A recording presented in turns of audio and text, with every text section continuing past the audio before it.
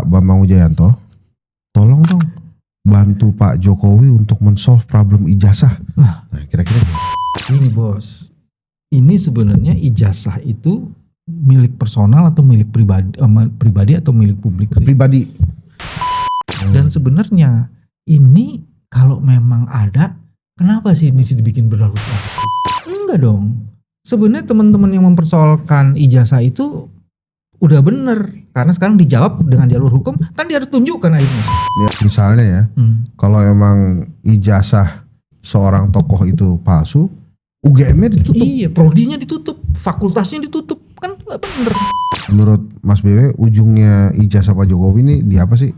Akhirnya ujung-ujungnya damai atau ya sudah atau gimana tuh kira-kira?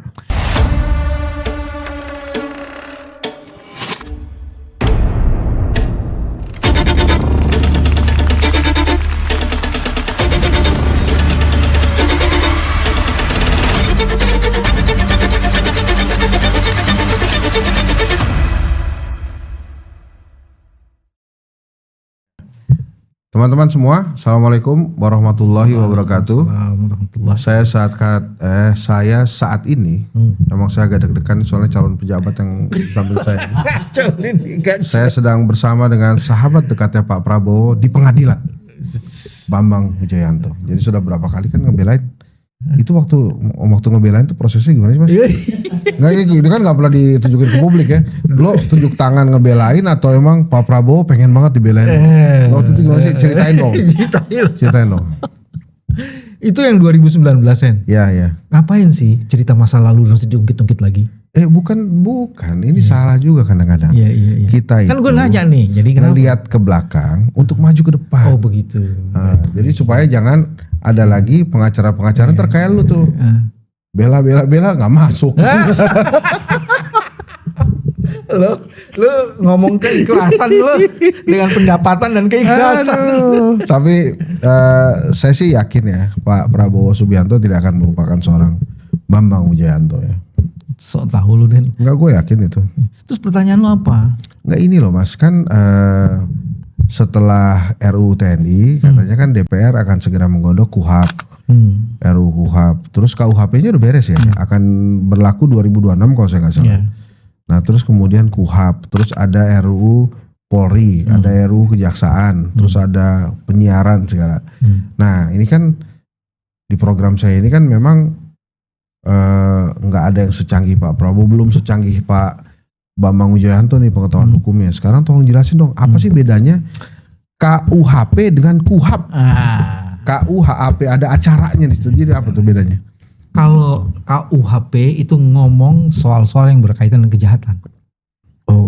Ada pencurian, pembunuhan. Nah kalau KUHAP itu kalau lo dituduh mencuri kan mesti diperiksa. Bagaimana tata cara yang memeriksanya? Oh gitu. Bagaimana cara mendakwanya? Bagaimana cara berpengadilannya? Bagaimana cara mempersoalkan? Gue nggak nyuri, cuman mindahin doang tuh barang. Nah gitu tuh. Pembelaannya bagaimana tuh tata caranya tuh?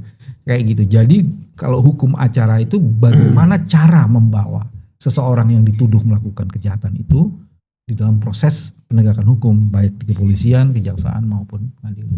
Jadi yang satu itu tata caranya, yang satu itu deliknya, gitu cuy. Oh gitu doang. Harusnya cepat lagi dong nih. Atau ada perdebatan apa kira-kira di RUU KUHP? Ada banyak tuh Hen. Sekarang misalnya gini, misalnya sekarang orang ditangkap. Orang ditangkap kan harus ada tata caranya tuh.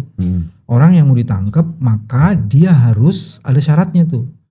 Dia ingin melarikan diri, dia ingin menghilangkan barang bukti, dia ingin melakukan tindak pidana lagi, sehingga penahanan itu ada dasar logiknya. Seperti itu. Nah sekarang jangan-jangan nanti diperluas tuh kewenangan itu. Gue ngelihat lu muka lu sepet aja tiba-tiba gue mau nangkep lu. Kita kan khawatir tuh ada definisi yang begitu longgar. Karena apa? Di setiap undang-undang yang dibuat yang menyangkut kepentingan publik, kok ada tren kewenangan yang dimiliki oleh pejabat itu semakin diperluas, tapi kontrolnya semakin tidak ada. Nah itulah yang menyebabkan terjadi yang disebut dengan abusive gitu loh. Penyalahgunaan kewenangan. Itu yang dikhawatirkan, karena itu harus balance bos. Nah itu sebabnya ketika ini dipercepat prosesnya, diskusinya tidak intensif dan partisipatif, maka yang terjadi adalah keleluasaan itu semakin sempurna dalam penggunaan otoritas, tapi tidak ada kontrol terhadap penggunaan itu, otoritas itu. Oh gitu. Nah ini saya agak belok sedikit nih, kan ada saat ini sedang diajukan ke MK RUU MD3 Undang-Undang MD3 itu minta di JR ya, Judicial Review, tentang lokasi rapat. Jadi lokasi rapat nggak boleh lagi di hotel, harus di DPR DPRD. Itu menurut Mas Bewe adil nggak? Jadi gini bos, esensi dari sebuah perumusan kebijakan itu kan adalah partisipatif. Ya, bahkan MK membuat putusan tuh yang disebut dengan apa ya? Ada istilahnya itu bukan full participation, pokoknya isinya adalah partisipasi itu harus sungguh-sungguh gitu. Nah kalau itu ada di ruang-ruang yang eksklusif, maka prinsip dasar dari perumusan sebuah kebijakan itu tidak tercapai. Dan ada juga ideologinya bos, itu undang-undang kebijakan dibuat untuk siapa? Kan untuk publik. Kok publik tidak bisa atau dibatasi partisipasinya? Jadi itu yang jadi soal tapi besar. Harus di gedung DPR, nggak di hotel? Emang nggak boleh? Kan kasihan juga ntar pengelola hotel. Enggak, isu pentingnya itu adalah keterbukaan, transparansi itu. Bukan di mana. Tiba-tiba ini muncul, kan ada lagi isu yang lainnya. Bukan jangan emosi gitu dong, sabar. Nah, gue harus ngomong jelas nih. Soalnya kadang-kadang itu orang-orang komunikasi tidak berkomunikasi tuh dengan baik. Ya, terus. Ada isu yang kedua, katanya mau efisiensi. Kok pergi ke sana? Itu kan soal moral bos. Jadi kalau itu diingatkan, kalau yang efisien beneran, jangan yang efisien cuma rakyat aja, yang lu kagak efisien. Oh gitu. Nah ini sekarang saya ganti topik lagi nih. Misalnya nih, sahabatnya Pak BW, Pak Prabowo nelfon, Pak Bambang Wijayanto, tolong dong bantu Pak Jokowi untuk men-solve problem ijazah. Nah kira-kira gimana? Mau bantuin Pak Jokowi nggak? Aku tanya kan ditanya gitu kan, tanya. Emang problemnya apa dengan ijazah? Kan aku mesti tahu dong. Iya. Jangan dibilang bantuin.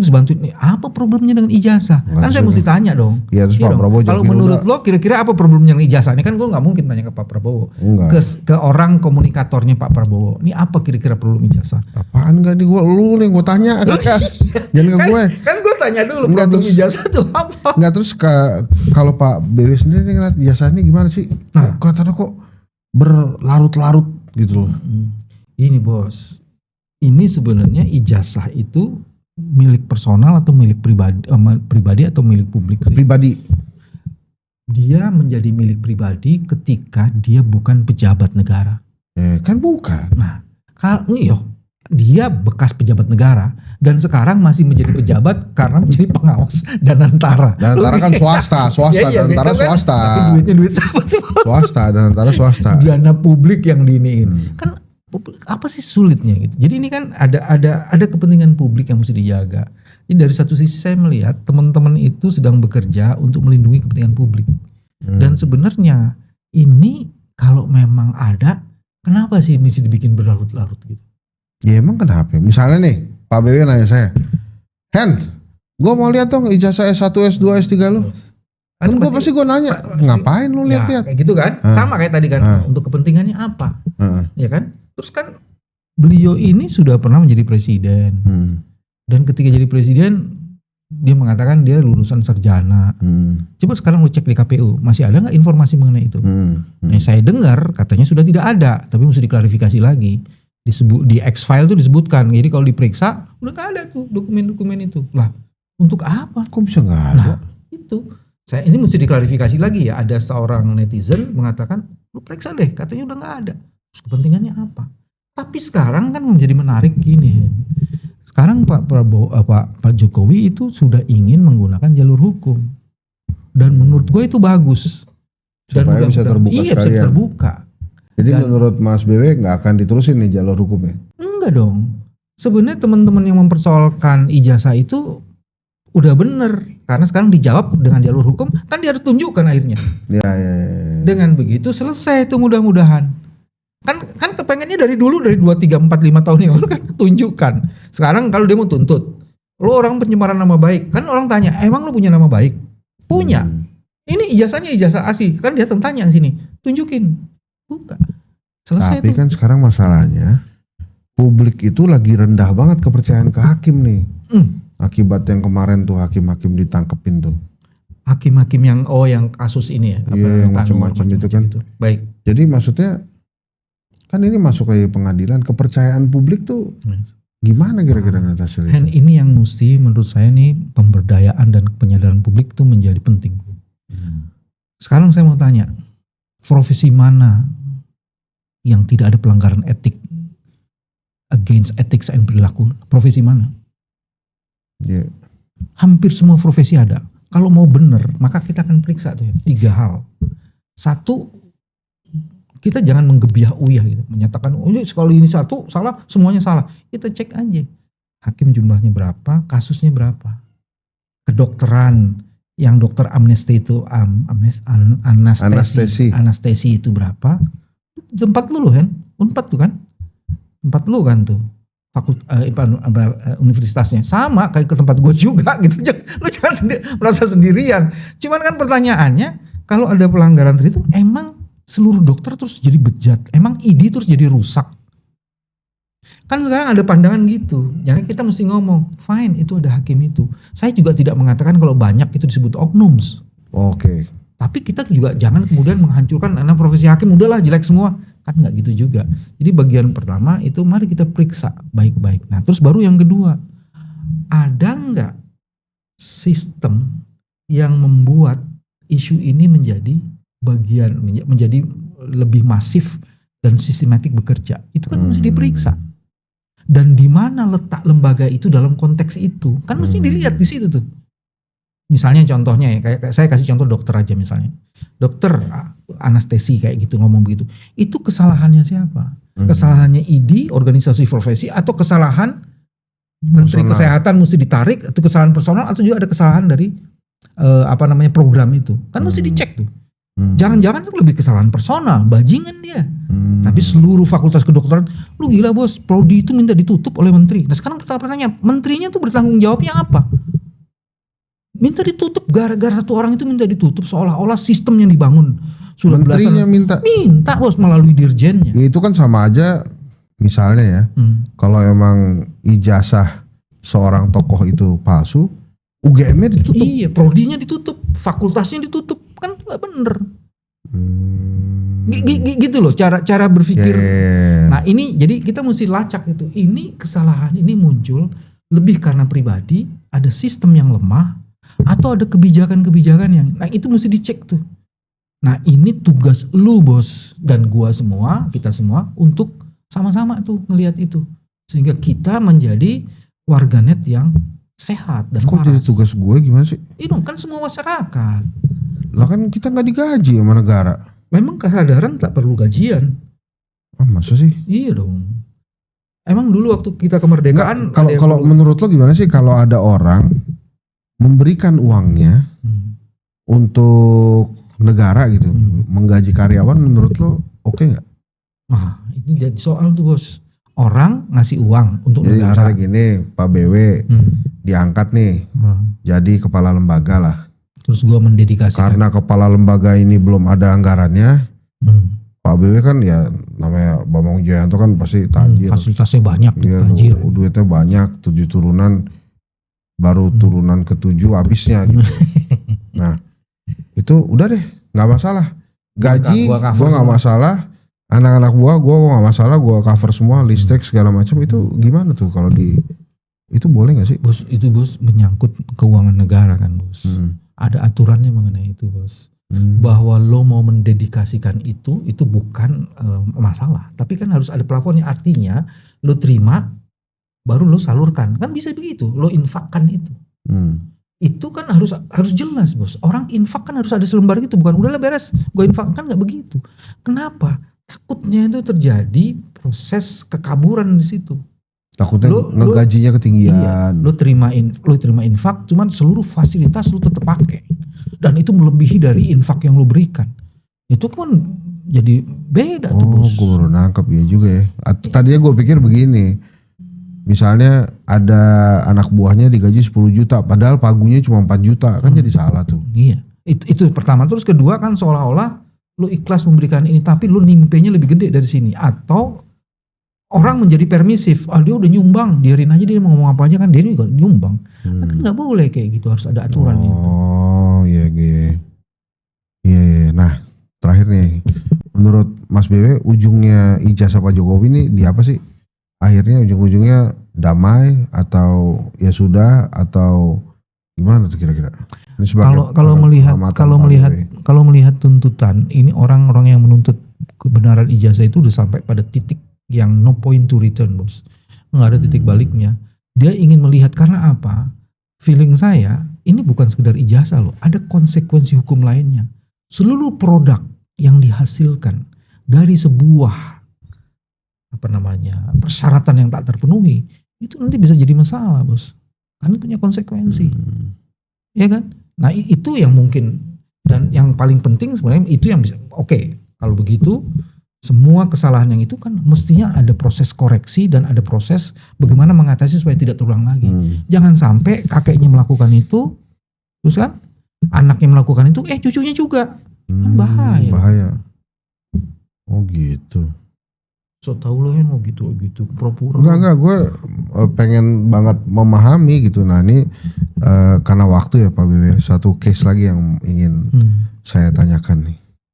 Itu konsultasi hukum lo? Enggak, ini bukan hukum, ini yang beda lagi. Oh gitu. Kalau konsultasi hukum harus jelas ini. Iya, harus jelas emang. Enggak gini loh. Ini kan pengalaman RUU TNI kemarin yang kemudian banyaklah demokrasi jalanan yang dilakukan ya. Itu kira-kira akan terjadi lagi nggak di pembahasan RUU KUHAP, Polri, Jaksa gitu kira-kira? Mari kita lihat, kita periksa. Ini Pak Prabowo mengatakan sebagian orang-orang yang berdemo itu adalah pemain bayaran. Ya kan? Come on gitu kan. Itu kan pertanyaannya, apa benar mereka pemain bayaran? Justru saya melihat sebaliknya, ini kekuatan organik bos. Dan kekuatan organik itu bisa terjadi kalau tidak dituntun oleh kesadaran, nggak akan mungkin. Karena ujungnya capek, dia harus keluar duit, dia harus menerima resiko dikriminalisasi dan macam-macam gitu. Dan itu merata bos. Kalau cuma di satu kota aja, mungkin orang ada bohirnya satu kota. Ini merata bos. Di mana-mana ya? Di mana-mana. Itu tanda bahwa ketidakpuasan atau enough is enough itu udah tuh terjadi tuh. Udahlah, lu gue nggak bisa lagi dibohongin. Tuntutan mereka sederhana loh bos. Ajak gue diskusi. Tuntutannya itu, ajak gue diskusi supaya saya tidak punya persepsi yang keliru. Kalau pakai istilahnya Romo Henry, tabayun. Kita perlu tabayun. Nah, tabayunnya di mana? Proses keterbukaan informasi. Tadi dijawab tuh, kira-kira gimana? Nah, bakal seperti kalau melihat bahwa ini kekuatan organik, kekuatan ini sekarang endurance-nya gimana? Itu saja. Kalau dia punya endurance, karena ini kan gini, endurance itu kan dua, endurance fisik dan kerelaan untuk berkorban. Endurance yang berbasis kepada spiritualitas itu nggak ada matinya bos. Dan itu dalam sejarah kemerdekaan Indonesia sudah ditunjukkan. Kita tuh lawan Belanda dulu 1945, cari mati apa lu bos? Lu punya kekuatan apa? Tapi kesadaran itu sudah membongkah dan kemudian berpadu dengan kerelaan berkorban, jadi barang itu. Iya juga ya. Iyalah, masa iya. Iya. Pak BW, ini satu lagi nih terakhir penutup. Pak BW, kan konon ya, kondisi ekonomi kita kan tidak baik-baik saja. Gelap. Ya kan? Pengaruh gak ke ekonominya Pak BW? Katanya ekonomi Indonesia tidak baik-baik aja. Nah, maksudnya teman-teman nih, kan ini kan Pak BW kan punya channel YouTube tuh kan bagus banget. Itu ada perubahan keuangan gak atau terdampak gak itu? Satu analisis mengatakan Di kelas menengah ini justru terjadi kesenjangan, Bos. Jadi kesenjangan dalam kelas, bukan hanya antar kelas, Bos. Di kelas menengah terjadi kesenjangan. Yang terjadi makin memuncak itu, yang paling adalah kelas menengah yang keahliannya kompatibel dengan kebutuhan zaman dan kepentingan kekuasaan. Jadi ada kebutuhannya bukan hanya kepentingan kekuasaan. Misalnya lo ahli cyber security, semuanya penting sekarang. Corporate penting, Bos. Kalau lo punya keahlian di situ, bukan hanya pemerintah juga penting. Cuman ini corporate penting, cyber security itu. Jadi dengan begitu, nah orang-orang yang punya program doang, keahlian program, baru ngomong digital doang, tapi tidak punya itu, pasti pendapatannya berkurang karena perusahaan banyak yang tutup. Jadi di dalam kelas itu terjadi kesenjangan, terutama kelas menengah. Dan itu artinya kalau dilacak lagi jumlah penduduk miskin kita tambah banyak sebenarnya, dan yang rentan miskin. Bagaimana dengan saya? Lu tanya aja sama teman-teman ini nih, pendapatan dari AdSense-nya berapa? Berkurang atau bertambah? Oh. Gitu ya. Karena orang kan kalau nonton lagi perlu paket. Paket mesti beli, Bos. Iya ya. Ya udah deh. Ya udah kalau gitu berarti iya. Ya udah kalau gitu. Itu gaya komunikasi iya. Makasih ya. Iya. Karena saya monolog. Insight. Iya. Iya, kamu sebenarnya sedang lo nggak ikut tren ya? Bertafakur gitu ya sebenarnya. Bermuhasabah sendiri gitu ya. Jadi kalau ini kan trennya emang lagi monolog ya. Jadi ntar kalau tiba-tiba kita lihat banyak orang di jalan ngomong sendiri, itu emang lagi ngikutin tren bermonolog tuh. Jadi jangan langsung dicap, ini orang gini, nggak usah. Tapi monolog itu tanda-tanda depresi akan semakin meluas ya. Karena jadi ngomong sendiri, Bos. Iya, ya nggak tahu ya. Tapi kan kalau kita berdoa tuh kita berdialog ya dengan Allah. Berdialog dong, Bos.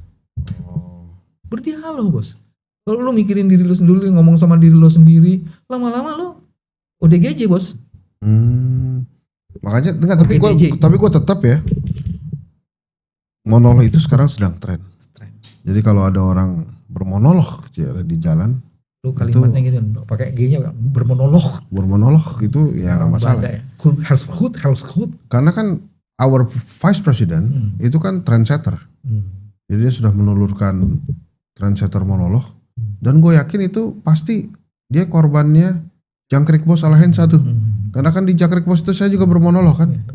Luar biasa tuh kita ngomong sendiri. Yang jadi pertanyaan, dia ngikutin Jangkrik atau Jangkrik ngikutin dia, kan gitu aja sih sebenarnya. Ya kan yang duluan keluar Jangkrik. Iya. Jadi dia belajar dari Jangkrik. Iyalah kan Jangkrik Bos Alahen satu duluan keluar. Pasti kan dia nonton kan gitu. Nonton aja. Dia cuma ngeliat di Henry Satrio begini doang, masa gue nggak bisa kan. Panggilin deh segala Tina Talisa semua teman-teman itu staff. Gue mau monolog. Jadi Mawapres. Gitu. Oke, terima kasih teman-teman. Dan silakan kalau Anda punya video-video monolog ingin ditayangkan di tayangan YouTube saya Jangkrik Bos Alahensa tentang apapun. Keren. Kirim aja, nanti kita tayangin. Gue janji dah. Ya. Yang menarik pasti, bukan semuanya ditayangin. Yang menarik kan. Ya, yang menimbulkan inspirasi. Gini, Mas BW, kalau ada syarat, kalau udah ngasih syarat itu kalau udah banyak. Kalau belum banyak ya, ngapain kita terbuka aja.